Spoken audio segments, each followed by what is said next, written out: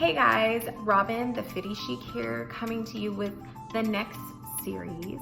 Voila. This is something I'm really passionate about. Not that I wasn't passionate about the previous series. This is just really close to my heart right now. And I don't know if it's so much close to my heart as I'm just really focused on getting in the best shape of my life. So I'm really like health, fitness, blowing up in the head with information mindset. I want to talk specifically about cravings. Yes, people, because cravings can make or break your goals, period. Like cravings can really mess you up if you don't get a hold of them or get a hold on them. People who have like really great bodies and are in really good shape, I think this is something that they've definitely mastered, and it's something that I think you need to understand will always be a struggle. So there is a lot of mindfulness that is involved in everything that you do fitness-wise, and I think sometimes we cut that piece out and we don't focus on that enough. So I want to talk specifically about cravings. I'm not sure how many parts this is gonna be, but as many parts as it takes. And these are all things that I've implemented and that I've done, to work on my fitness myself, and that I've used, so I know they work. Okay, so the first thing I want to talk about is the fact that you can master your cravings. Okay, you can totally master them. So the first thing you want to do when you get a craving, and most of the time you get a craving, it's because you're hungry. Most of the time. Like, it's more intense when you're hungry. If you have eaten, your cravings are not as intense. So when you get those intense cravings, it's usually because you're hungry. So what I recommend you do, and what works for me, is I stop, okay? Don't start grabbing stuff. I think. So what am I thinking about? I'm thinking, what are my goals? What did I eat already today? When was the last time I ate? If you have macros, maybe you're looking at your macros on an app. If you have calories, maybe you're looking at your calories on an app. If you are just using your intuitive eating, which is basically what I do, you're thinking about, what did I eat today? Was I out of control earlier? Was I eating dessert earlier? No, you're not getting no more dessert. It's almost like you have to be your own parent inside your mind. And you don't have to be rude about it.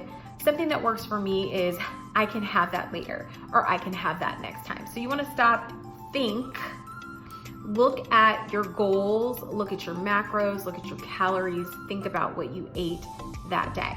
So stop, think. The next thing you want to do, I look at my notes because I'm looking down. The next thing you want to do is eat. Eat based on those thoughts, okay? So there's a lot of mindfulness involved. You're not just jumping in and eating what you have a taste for. So you want to stop, think, and eat. Once you eat, that's going to help demolish that craving. A lot of times the craving just goes away, or you can't even remember what you were craving before and you resisted. So maybe you're craving McDonald's, which I'm talking to grown people, I doubt that's the case, but whatever it might be. I can't even think of anything right now. In-N-Out, Whataburger, because I know Texas is big on that. Anyway, so the next thing, I'm gonna give you two today because I'm running out of time because I'm just blah, blah, blah. The next thing is to plan out and factor in your treats. So in advance. So for example, for me, this weekend I'm going out of town, and I planned this maybe 4 to 6 weeks ago. I was like, next time I go to Houston, I'm doing Sunday Fun Day, and I'm going to eat brunch.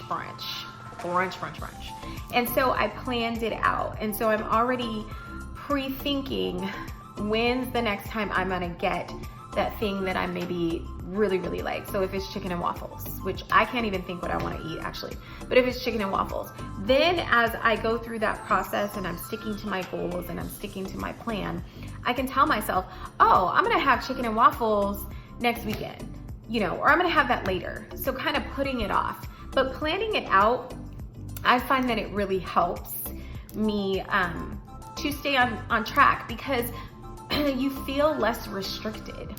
You feel less restricted because it's almost like a teenager. The more you tell a teenager what they shouldn't do and can't do and all of those things, the more they want them. But if you tell yourself, I can have that, I can just have it next Thursday, or what have you, then you feel less restricted, because it is all about your mindset. Because your fitness, your eating, it starts here. It's more here than physical.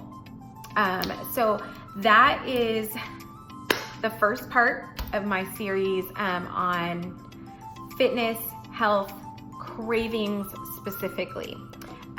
So that's it. I hope you have a great day.